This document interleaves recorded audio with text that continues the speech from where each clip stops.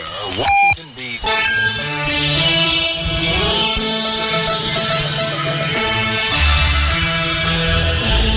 This is Radio Romania International. You are listening to our one-hour broadcast in English for listeners in Western Europe and Japan. We can also be heard on the internet at www.rri.ro Channel 1. You can find us on Facebook, Twitter and other social media platforms. Our programs are also available on TuneIn and via satellite Eurosat 16A on 11,512 MHz vertical polarization, azimuth 16 degrees east. Symbol rate 29,950 megasymbols per second. Standard DVB-S2. Modulation 8 PSK. Audio PID 510. We wish you good reception conditions.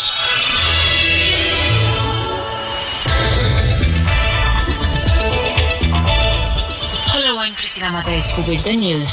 First, today's headlines. Investigations continue into Friday's fire at Romania's biggest infectious diseases hospital. The new parliament began its first session on Monday, its priority being this year's budget bill. And Romania's Simona Halep on Monday reached the round of last 16 of the Gippsland Trophy tournament in Melbourne.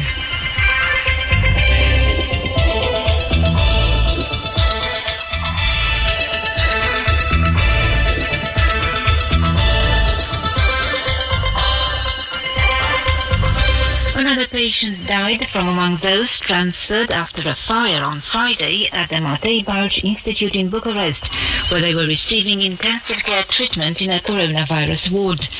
The health ministry said the patient was suffering from a severe form of COVID-19 and had many underlying conditions. A team of prosecutors, forensic investigators and experts continues investigations at the site of the fire. According to judicial sources, interviews are conducted with medical staff and relatives of the 8 victims. Inquiries are also looking into the hospital's fire safety system, electrical installations and security management. The opposition Social Democratic Party said it will table a motion of no confidence against the Health Minister Vlad Voiculescu next week. A new batch of COVID-19 vaccine produced by Pfizer and BioNTech, the largest so far, arrived in Romania on Monday. The delivery schedule is much delayed, as in all European countries, but the manufacturing company has given assurances that from the middle of this month, the number of delivered doses will increase. Monday also saw the start of the rollout of the Moderna vaccine. So far, more than 721,000 people have been vaccinated in Romania. The total number of coronavirus infections passed 730,000 on Monday. Some 18,400 people have died. About 1,000 patients are receiving intensive care treatment. The new parliament, following December's elections, began its first session on Monday. The priority is the adoption of this year's budget bill.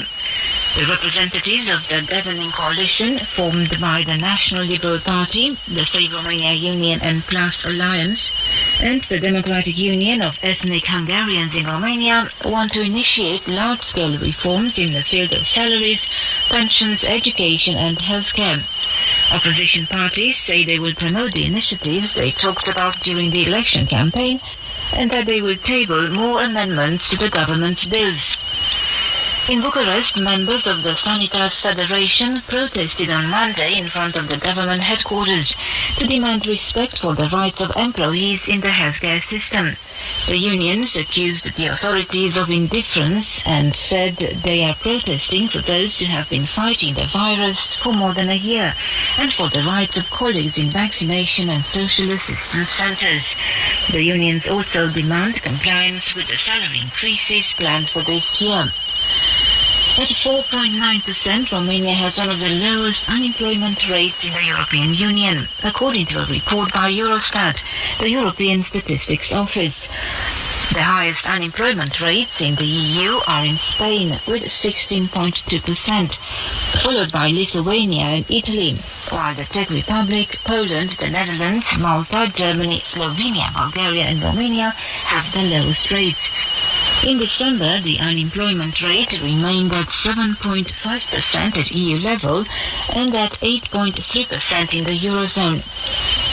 Romanian filmmaker Adina Pintilia, the winner of the 2018 Golden Bear Trophy with her film Touch Me Not, will sit on the jury of the 71st edition of the Berlin Film Festival, alongside other Golden Bear winners. Because of the coronavirus pandemic, the festival will take place in 2 stages this year. The titles selected in the different sections of the festival will first be presented to film professionals and the media during the so-called industry event between the 1st and the 5th of March, before being shown to the public during the summer special in June. The Romanian tennis player Simona Halep, world number 2, has qualified for the 8th finals of the Gippsland Trophy tournament in Melbourne, worth more than $565,000 in prize money. She defeated Russia's Anastasia Potapova in straight sets to win her first match this year. On Tuesday, another Romanian player in this competition, Irina Begu, will be playing Alexandra Sasnovic of Belarus in the second round.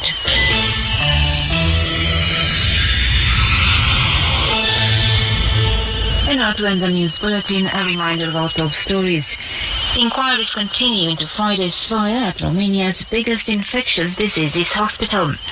The new parliament began its first session on Monday, its priority being this year's budget bill. And Romania's Simona Halep on Monday reached the round of last 16 of the Gippsland Trophy tennis tournament in Melbourne.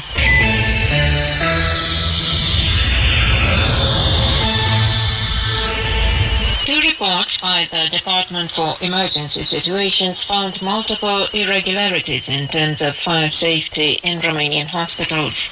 I'm Ana Maria Popescu with more on this in a commentary written by Udan Coroianu. Nearly 4,000 violations of fire safety regulations were found in the inspections conducted last year in around 500 public hospitals in Romania. The data is included in a report of the Department for Emergency Situations dated December 2020 and forwarded to the Health Minister at the time. A similar number of irregularities have been found the year before, in 2019, according to another report. The documents list among the most important deficiencies the operation of hospitals without a fire safety permit, the lack of fire detection, signaling and alarm equipment in hospitals or their improper operation, the failure to properly organize fire defense activities, particularly as regards the evacuation of users, and the low capability to rescue patients who are unable to move on their own, particularly because of the lack of healthcare personnel, especially on night shifts. As many as 130 intensive care units do not have a permit from the fire department, and many hospitals operate without fire extinguishers or hydrants, the document details. Moreover, electrical equipment is used which is malfunctioning, inadequately maintained, or overburdened by an excessive number of users. Hundreds of fines have been issued, as well as thousands of warnings, and alarm evacuation and first intervention drills have been conducted. The reports were made public by the Health Ministry on Sunday following last week's fire at the Matei Balș Institute in Bucharest, which came after a similar one that occurred in November at the county hospital in Piatra Neamț in the northeast. In both cases, COVID-19 patients in the ICU died and were injured. The incumbent Health Minister Vlad Voiculescu says the healthcare infrastructure in Romania has steadily deteriorated over the past years, and new hospitals are long overdue. She also mentioned that COVID-19 units are still working at full capacity, which is why electrical and gas supply networks cannot be replaced at the moment, even though the presence of oxygen systems for medical use is a risk factor. Voiculescu promised that in 3 years' time, foundations will have been laid for regional hospitals in Craiova in the south, Iași in the northeast, and Cluj in the northwest, but added that new hospitals also need to be built in Bucharest and other cities. The official announced a national fund would be set up for healthcare infrastructure funding. The fund, which will focus on patient safety, will be financed from the state budget and EU sources. It will enable hospitals to make urgent investments related to fire safety, earthquake protection, and the prevention of in-hospital infections. The senators and deputies elected in December are starting the first parliamentary session. Passing the 2021 budget law is their top priority. I'm Elena Inake with more on this topic in a report by Daniela Budu.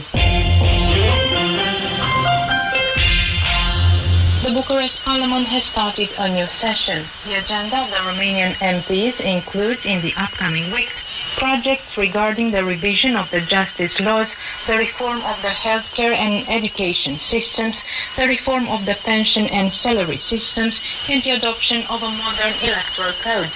A number of draft laws aimed at solving social problems will also be discussed. However, the top priority is the national budget for 2021 and the law on the caps the budget is built around.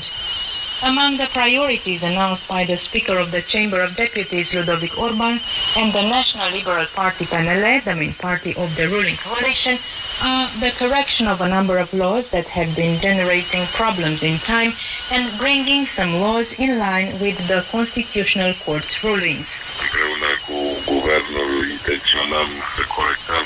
Together with the government, we plan to make some important modifications and corrections to the justice laws and initiate the debate and adoption procedure of some laws aimed at reforming the pension and salary systems as well as the education and healthcare systems.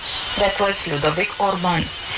In her turn, the Speaker of the Senate, Anca Dragu, with the USR Plus Alliance, told Radio Romania that she plans to focus on economic and social projects during the current Parliament session. As regards the economy, I want to focus mainly on the access of companies and entrepreneurs to financing, because this is the solution to resume economic growth. Then there are the social aspects. Classes from 8 a.m. to 5 p.m. that include a warm meal and also optional and sports activities in schools. That was the Speaker of the Senate, Anca Dragu. The 2021 draft budget will be a priority for Parliament in the upcoming period. The document is not completed yet, although the leaders of the ruling coalition have had a number of meetings on this topic. The Social Democrats in the opposition have come up with a draft budget proposed of their own, which the party leader Marcel Ciolacu presents as an alternative to what he sees as an austerity budget proposed by the government. The PSD Vice President Gabriela Firea says that unlike the government's draft budget, her party proposes a budget focused on development and not on freezing salaries. Also in the opposition, the Alliance for the Union of Romanians wants the money this party receives from the state to be used for building a hospital. And that has been our newscast.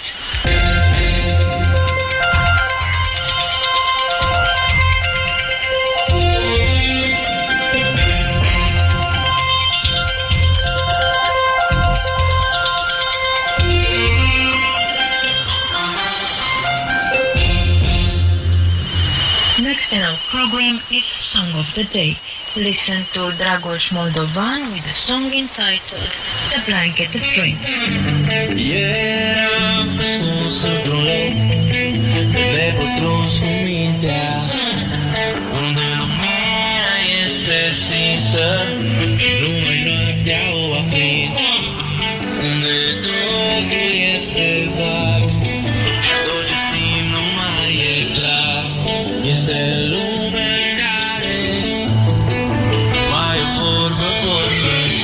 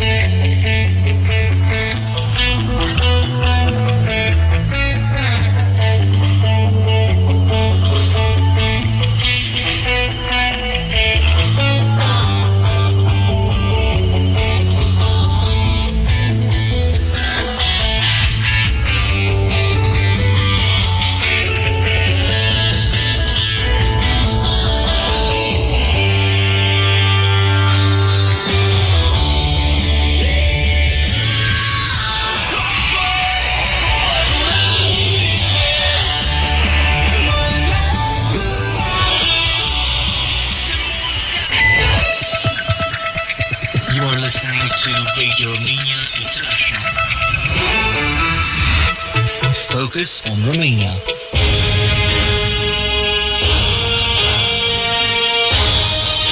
The History Show.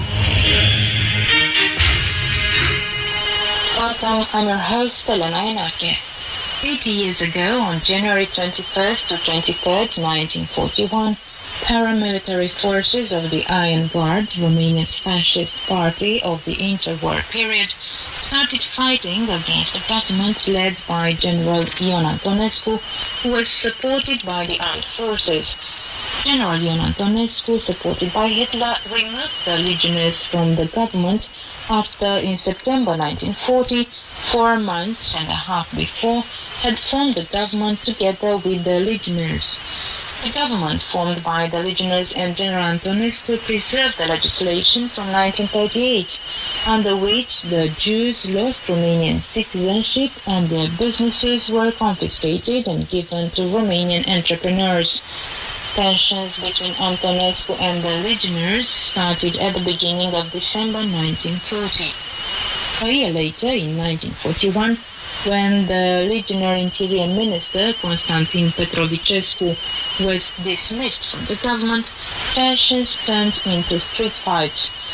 The rebellion consisted of attacks by the legionnaires against the main institutions of the state, such as the army and gendarmes, attacks on synagogues, and the killing of 120 Jews.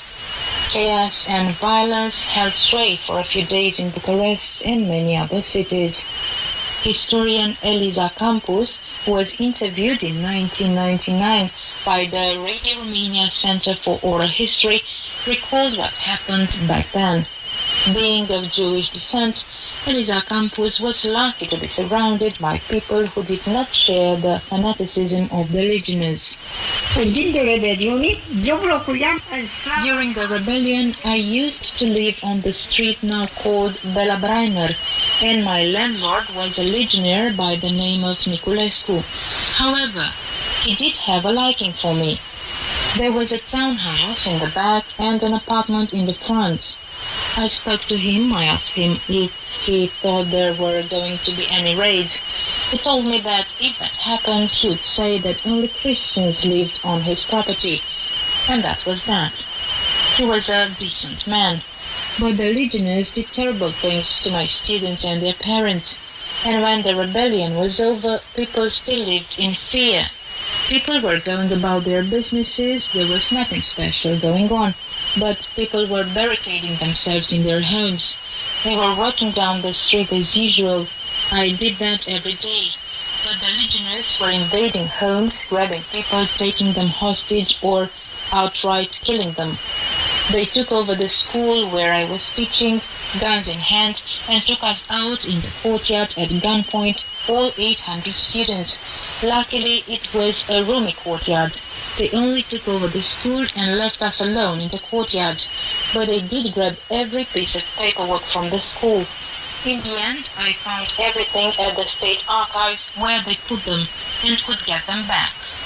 That was Eliza Campus. Constantin Matei was working as a technician for Radio Romania and was head of the legionnaire cell in this institution. He joined the Iron Guard in September 1940.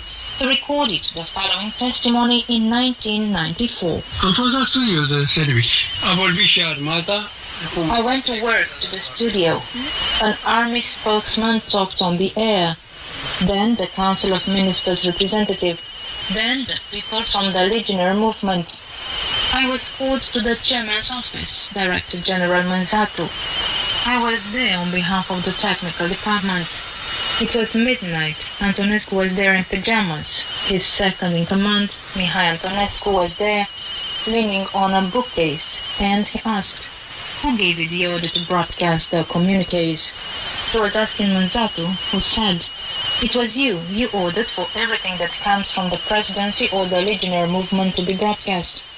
And then Antonescu said, "Does Horea Sima want to prove to me that the country is on his side because the workers at Malaxa are with him? I'll show him tomorrow that the intellectuals and the army are on General Antonescu's side. And that's it. No more communiques, no more agitation. You will only broadcast what you get from the presidency." I went to the broadcast tower in Banasa. The German army was there. A captain who spoke Romanian very well told us, Korea Sima doesn't know how to do politics. I'm sorry for you. Go about your business. Antonescu has won this round. That was Constantin Matei. Mihail Baron, a general in the gendarmerie, was recorded in 1995 recalling the Legioner movement in January 1941 and how he carried out his orders.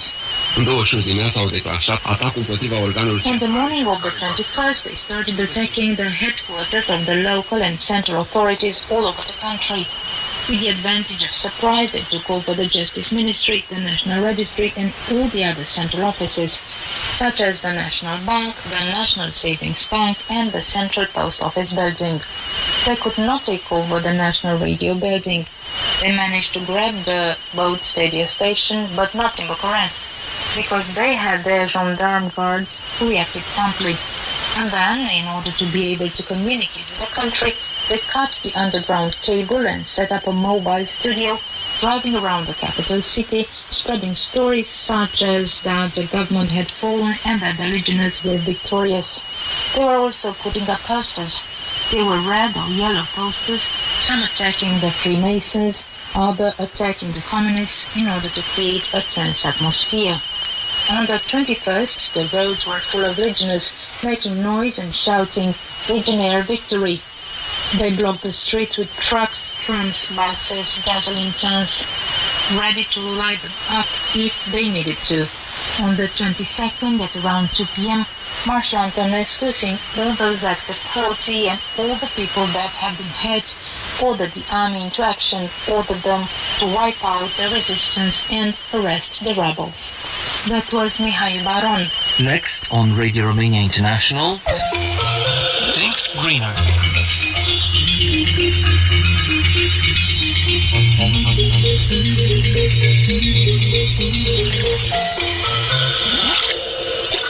Welcome to Think Greener. I'm Ana Maria Popescu. Between January the 10th and the 20th, the winter count of waterbird species, also known as midwinter, took place in Romania as part of an international census program coordinated worldwide by Wetlands International and in Romania by the Romanian Ornithological Society and the Millwoods Group Bird and Nature Protection Association. Given that this is an international activity, timing is important, and in order to avoid the counting of the same birds in different locations along migration routes, the recommendation was for volunteers to conduct the count on January the 16th and 17th. Cristian Domșa of the Romanian Ornithological Society was in charge with coordinating volunteers, and he gave us a few details on the winter count of waterbird species.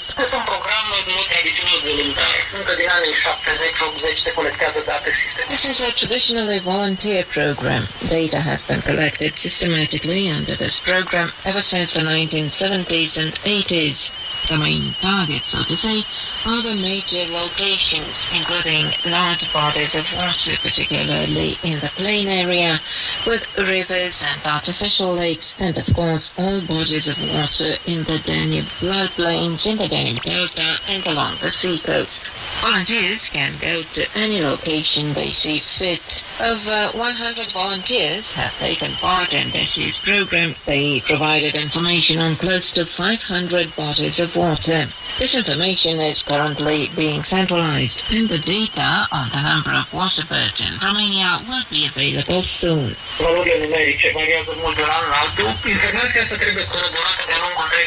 Numbers vary from one year to the next. This is why an international census is carried out every January in all the countries along the corridor at the same time, in an attempt to get a global image of the entire population of each species along the migration route from Scandinavia to South Africa. So if, for example, in Romania the winter is particularly harsh, there will be fewer birds, but they will be found down south. It does not necessarily mean an increase or a decline in populations unless the data is corroborated throughout the route. This year the bird count was conducted on particularly cold weather, but bird watching sometimes comes with surprises even for ornithologists. Cristian Domșa again. De la mijlocul perioadei, așa numesc de mijloc de ianuarie, au însemnat în foarte multe locații. The cold freezing temperatures this mid-January mean a lower number of birds than we had expected in a lot of locations. But there were also surprises. For instance, a rare endangered species such as the Dalmatian pelican winters in Romania in small numbers, up to several dozens. But this year, because the weather was better, more individuals than expected stayed in Romania, probably between 800 and 1,000, which is quite a lot. We had another surprise in Bucharest with a new bird for Romania, a North American species, the ring-billed gull, which accidentally gets to Europe and was first sighted in Romania. And that was Thing Greener.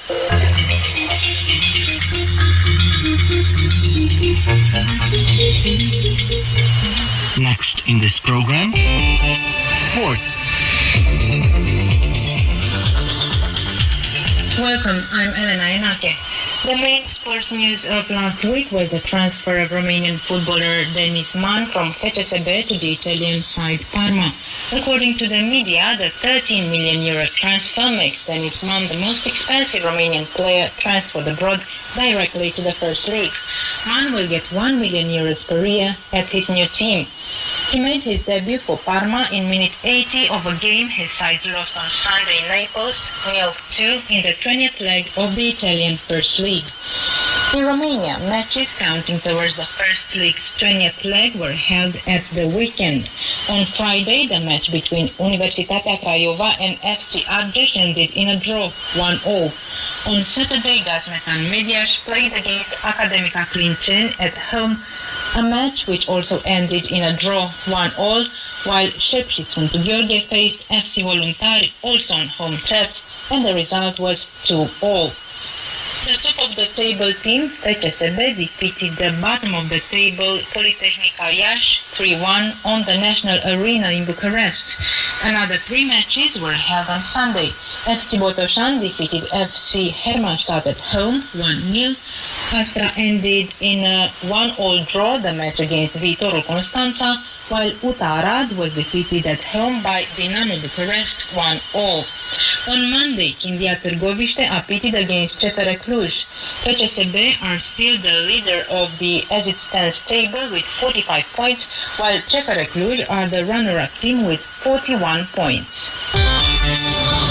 On Sunday in Cluj, Dinamo Bucharest won Romania's Cup in men's volleyball after defeating SCMU Craiova 3-1. This is the 11th cup won by Dinamo. News from tennis now. Romanian player Irina Begu qualified on Sunday to the second round of the WTA Gippsland Trophy in Melbourne after defeating the Chinese Sai Zheng in the first round in 3 sets, 3-6, 7-5, 6-4. Monica Niculescu, Mihaela Buzărnescu and Patricia Țic were defeated in the first round. Also, Simona Halep, number 2 in the world, defeated on Monday Anastasia Potapova of Russia in 2 sets, 6-4, 6-4, and made it to the third round of the Gippsland Trophy in Melbourne.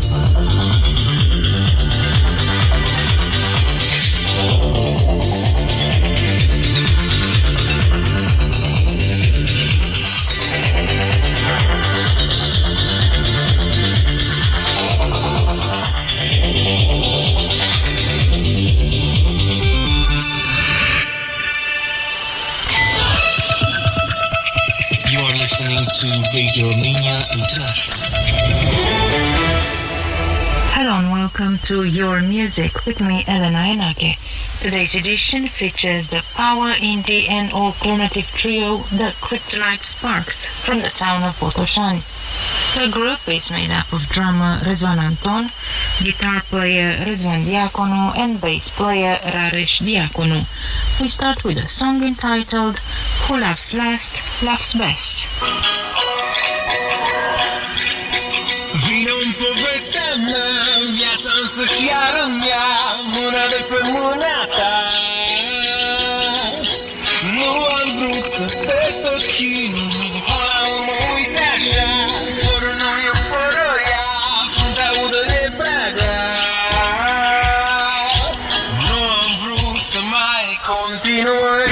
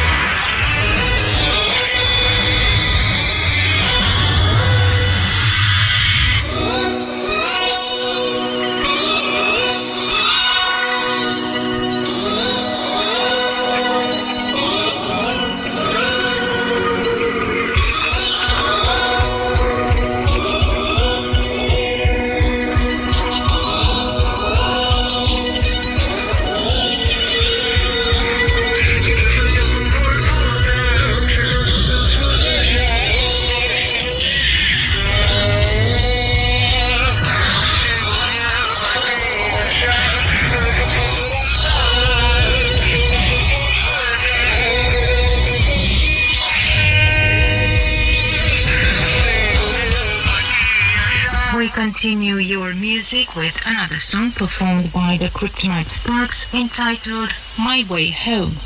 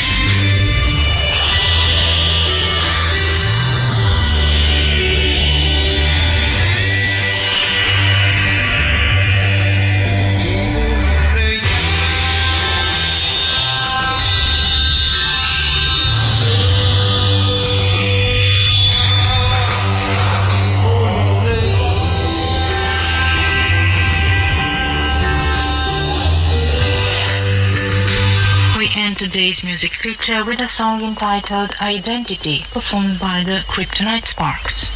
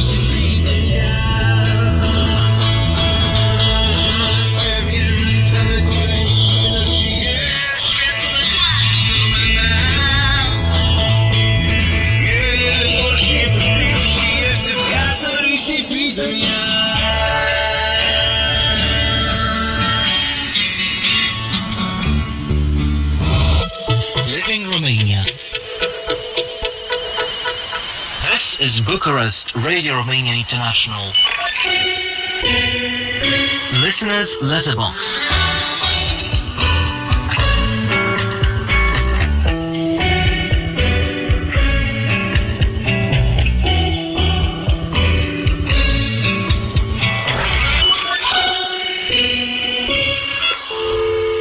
Hello and welcome to a new edition in our Mailbag series.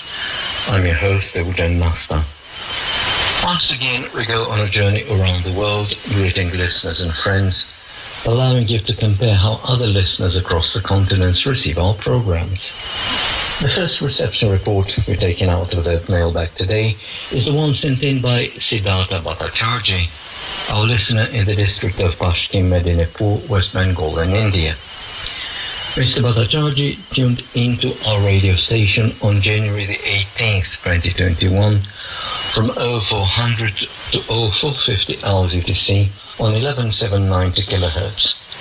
Mr. Siddhartha uses a communication type X-Data 808 model receiver with a loop antenna. His SIO rating for the signal of our broadcast was 4 all. For the day of January the 20th, 2021, we received a reception report sent in by Takashi Ogasawara, our listener in Tokyo, Japan. Takashi tuned into our radio station from 800 to 8:57 hours UTC on 9620 kHz. His simple rating for the signal of our broadcast was 34333. Takashi uses a Yaesu FRG receiver with an AOR antenna.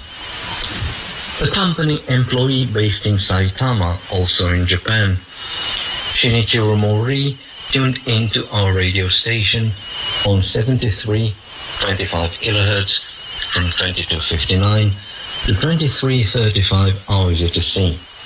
His SINPO rating for the signal of our broadcast was 4444 and 34232 respectively.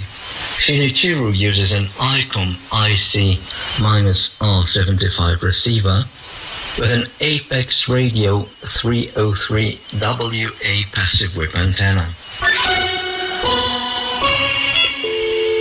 We received an updated reception report from our good old friend Richard Lemke of St. Albert, Alberta in Canada.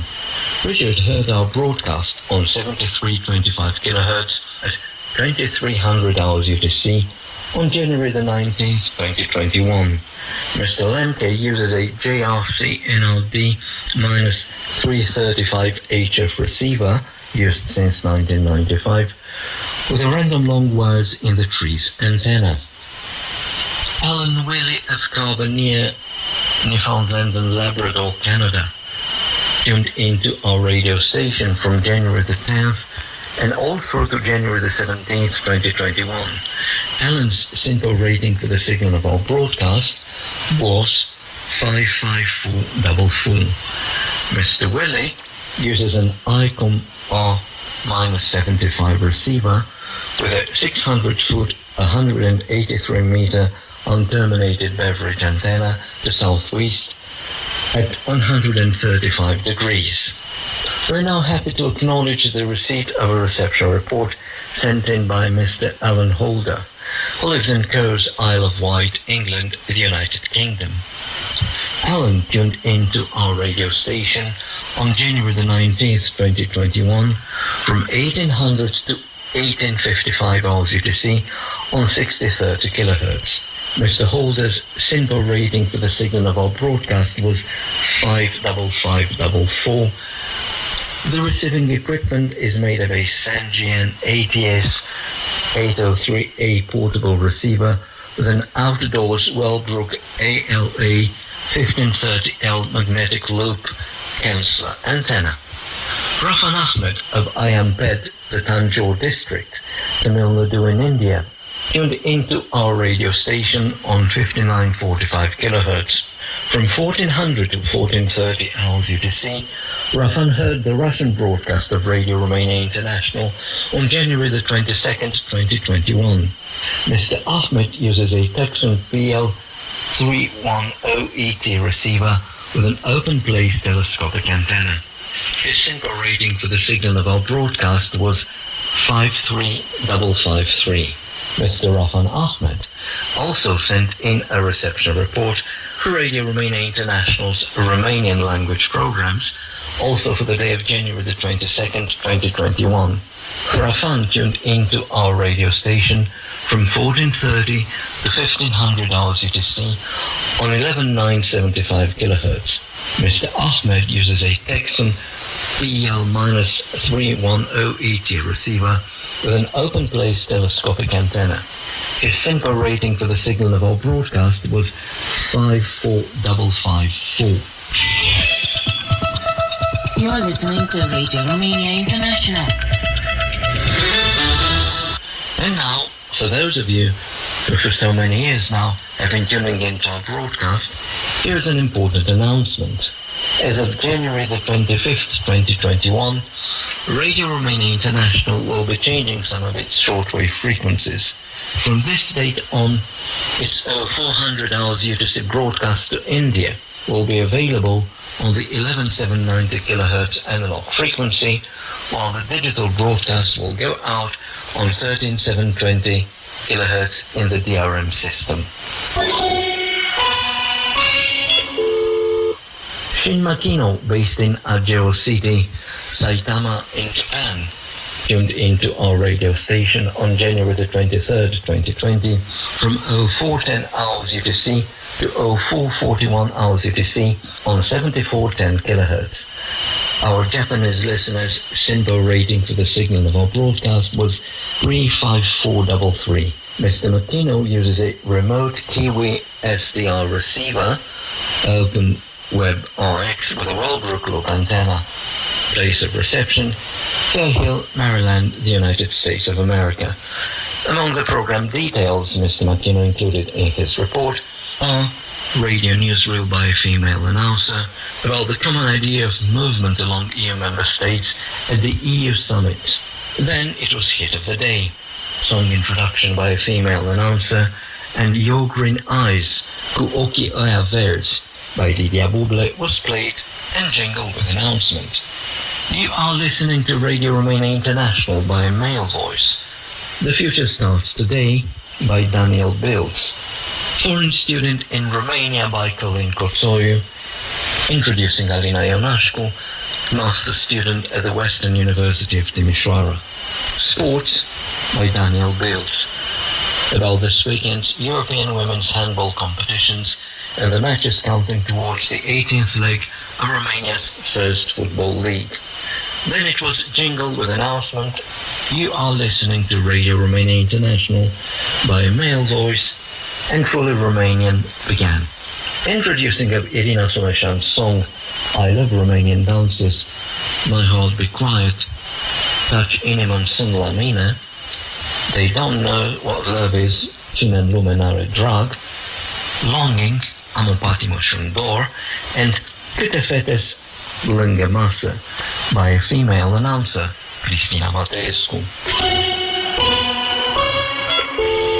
The hobbyist in radio listening, Mr. Spiros Koutsidis, based in Byronas, Atiki in Greece, tuned into our radio broadcast on January the 23rd, 2021, from 2000 to 2007 hours UTC on 5990 kHz. According to Mr. Koutsidis, the signal was good, interference moderate, the noise was moderate, the propagation was moderate. The overall quality for the signal of our broadcast was rated as good. The receiving equipment is made of a Texon EL-365 receiver with a 10-meter HF monopoly antenna. Well folks, that's all we have time for in this week's mailbag. Those of you who sent in their reception reports will receive a QSL card in the shortest time possible. Tune in again next week. Until then, from me, Eugen Nasta, it's goodbye.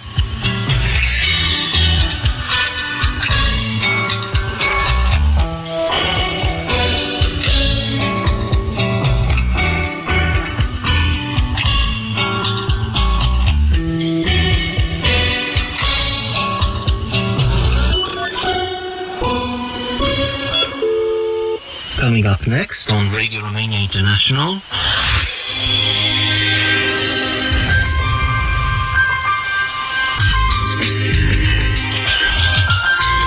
Simply Folk.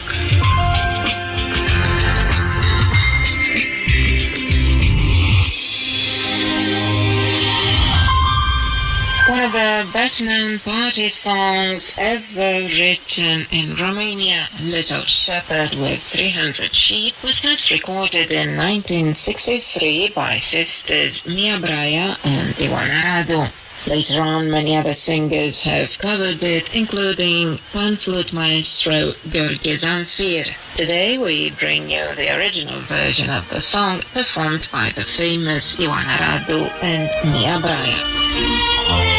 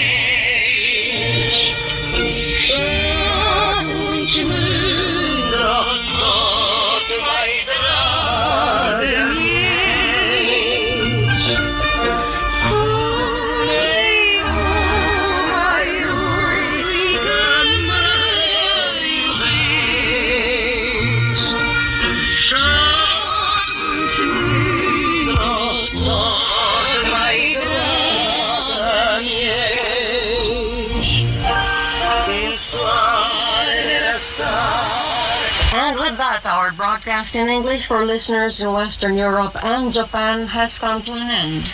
You can listen to our next program for Western Europe tomorrow at 6:30 hours UTC on 7345 kilohertz in analog system and on 6040 kilohertz in the DRM system.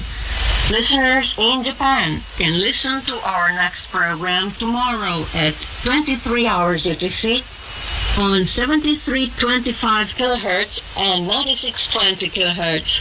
We can also be heard on the internet at www.rri.ro channel 1. If you have any comments or suggestions, please write an email at engl@rri.ro. Goodbye.